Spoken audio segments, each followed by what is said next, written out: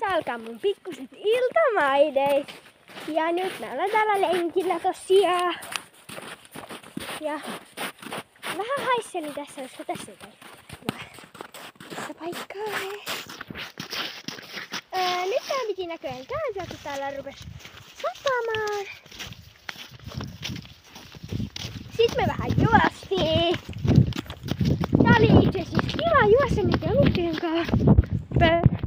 Ja sitten mä tosiaan puhun ja rassanetin vaan just turpaan. Sitten näin kaksi vähän kilju, kun mä juoksin koko tuolta perästä. Sitten mä päätin lisää juosta. No sepä ei mennyt sitten hyvin. Tällä. Ja no, sitten me vaan lähdettiin